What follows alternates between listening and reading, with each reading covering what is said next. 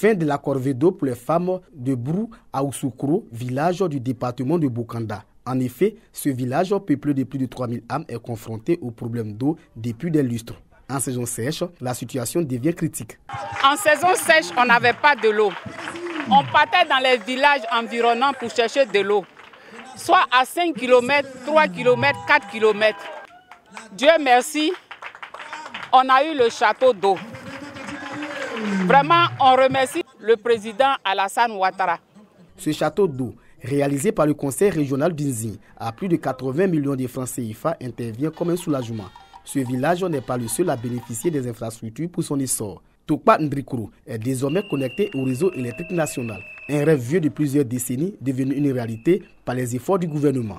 Les bénéficiaires ont traduit les reconnaissances au président de la République, Alassane Ouattara. L'eau, c'est source de vie. Et donc, on ne peut que dire merci à toutes les personnes de bonne volonté qui ont contribué à faire en sorte que nos parents retrouvent cette joie de vivre et que les femmes de Brou à Ousoukro, au lieu d'aller à des kilomètres pour prendre de l'eau, sont aujourd'hui favorisées parce que l'eau est à Brou à Ousoukro, la cité de grâce. Le secrétaire d'État chargé du logement social, Koufi Nguessan Lataille, est revenu sur l'importance de ces outils de développement.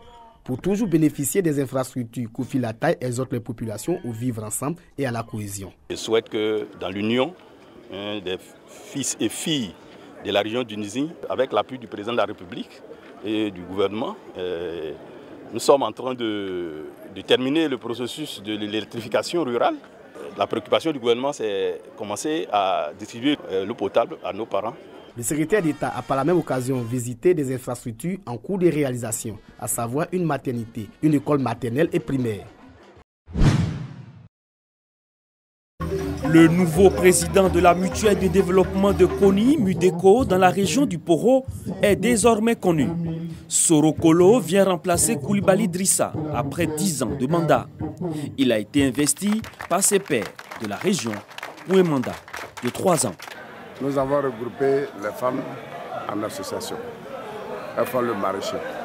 Mais il y a un problème fondamental, celui des retenues d'eau. Il n'y a pas de retenue d'eau. La cohésion sociale est sa principale mission dans cette localité. Le représentant du ministre de la Communication, des médias et de la francophonie et le député de la sous-préfecture de Koni les autres dans cette dynamique. Tu vas entendre beaucoup de choses de l'eau. Tu vas entendre beaucoup de choses. Mais si tu veux réussir ta mission, tu dois fermer ta bouche. Tu dois fermer tes oreilles, tu dois fermer tes yeux et ne regarder que le développement du Koni.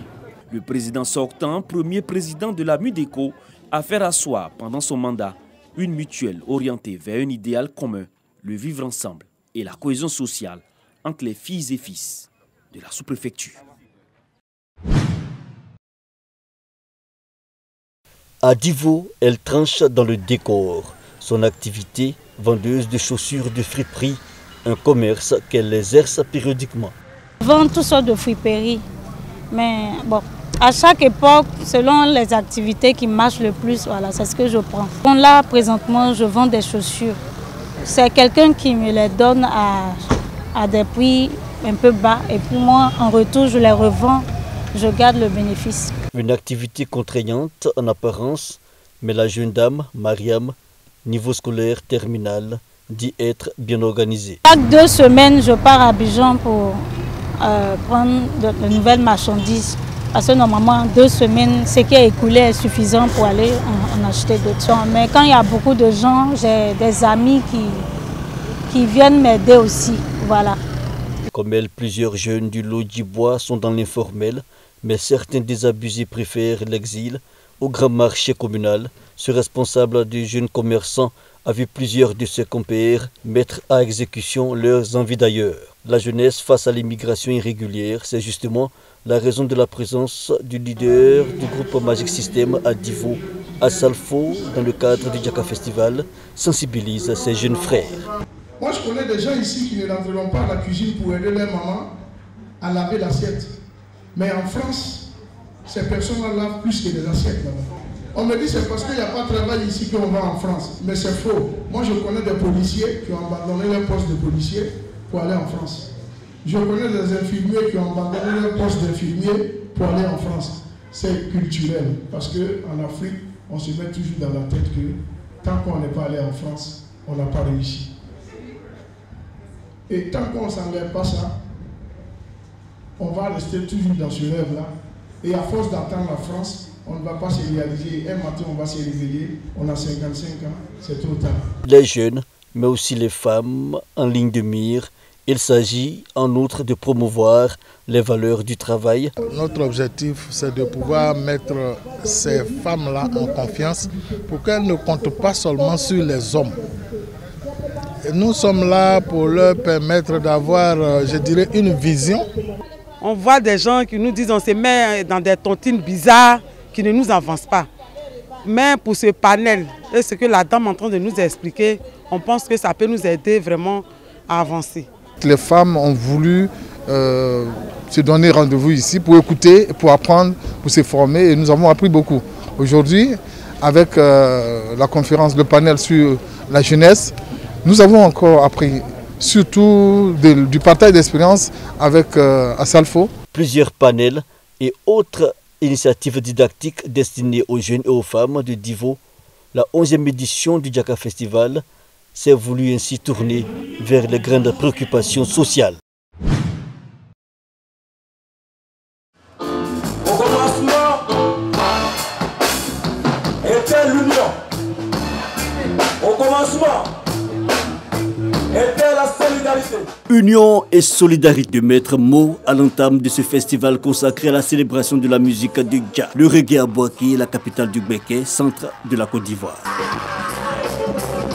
Le Béké Reggae Festival s'est donné pour sens rassembler sur une même plateforme plus d'une vingtaine d'artistes reggae pour parler le même langage, celui de la musique. De Bouaké, ce festival est le leur. Il faut que désormais ils inculquent ça dans leur mémoire qu'ils ont un festival à eux. Tout ne peut pas venir facilement. C'est une première édition. On fait ce qu'on peut, mais notre souhait, c'est que ce soit une institution. Tout a été parfait. Donc on prie Dieu pour que l'année prochaine soit le meilleur.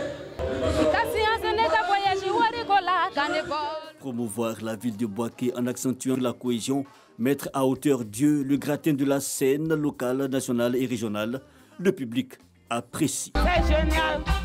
Que Dieu nous donne l'homme et chaque année on puisse nous regarder. Ami Bamba venu porter une touche variété et glamour, Miracle, l'autre Alpha Blondie, Black Moja, Ahmed Farras, entre autres. Chef, c'est pas moi. La scène est envahie des sonorités et couleurs, rose, jaune et orange, blanc, vert. 3 jours d'osmose donc, achevés le 17 juillet dernier. Donc ce festival-là, d'abord pour faire la promotion de la ville de Bouaké. La promotion sur tous les plans, culturels, touristiques, économiques de Bouaké. Et pourquoi encore ce festival? C'est pour faire encore renaître Bouaké de ses cendres, redorer l'image, sinon le blason de Bouaké. Avec nos années, on va regarder avec le commissariat pour voir comment nous tous on va s'impliquer pour que l'édition 2022 soit la meilleure possible.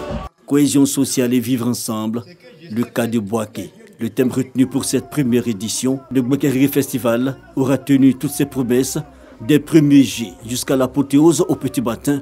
Les Bouakois et les férus de reggae venus d'ailleurs prennent rendez-vous pour l'édition 2022.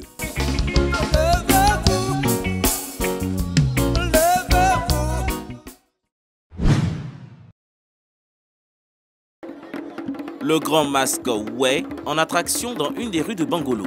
Plusieurs autres masques, reconnaissables par leur grand boubou et leur coiffe médinement.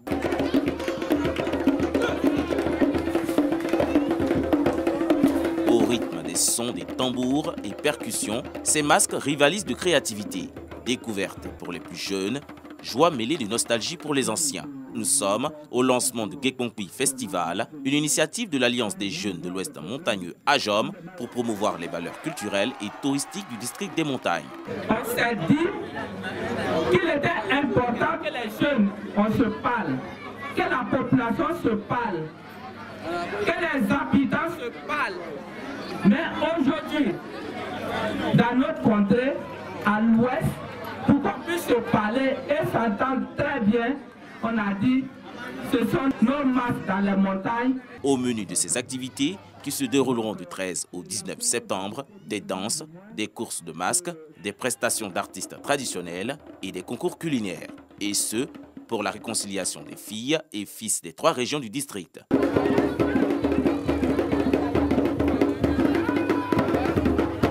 Créée en 2018, la JOM s'engage à amener les jeunes à s'approprier les valeurs culturelles et de cohésion sociale du district des montagnes.